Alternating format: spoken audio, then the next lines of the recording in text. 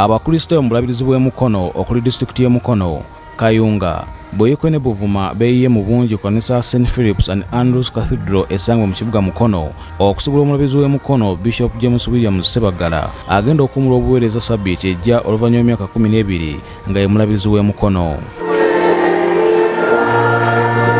Bw'abadde ayogerekera Abakristaayo, Omulabirizi James Williams Ssebaggala atenderezza era Mulabirizi w'e Mukono era yaliko Ssabalabizi w'ekkanisa ya Uganda omugenzi Bishop Mpalanyi Nkooyooyo gw'agambye nti yamukwata ku mukono okuva mu mulimu gw'okupunta ettaka gwe yali akola. Olwagamba ekika kyaffe ekyefumbe kibeera ekyesi kyekirimu abagagga Bamusiibudde basiweesa bazipanga kwegamba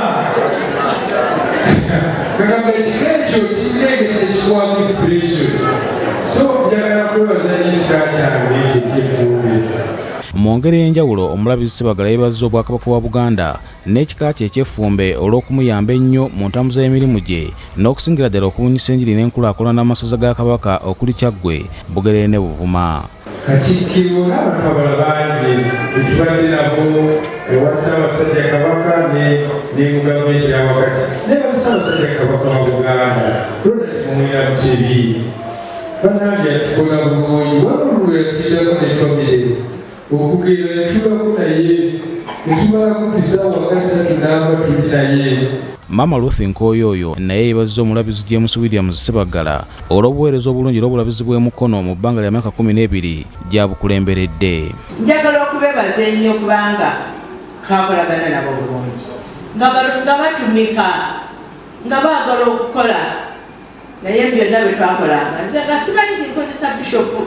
Ye mukyala w'Omulabirizi Ssebaggala Mama Teddy Ssebaggala asaba Abakristaayo kubasonyiwa byonna ebyabasobako mu buweereza bwabwe. Naye nze sisaba transfer ate sigaana transfer kubanga Mukama buli wamu aba alina kyakoze eki kyakuyitiddemu. Nenyigira obuweereza nga manyiini tebasaba transfer ate tebagaana ekyo kinyambye ennyo okutambula. Abantu ab'enjawulo okuli n'Omulabirizi omuggya Enos Kitto Kagodo beebazizza Omulabirizi Ssebaggala olw'obuweereza obulungi n'okusitula Obukristaayo ng'ayita mu kubunyisa enjiri ya Kristo.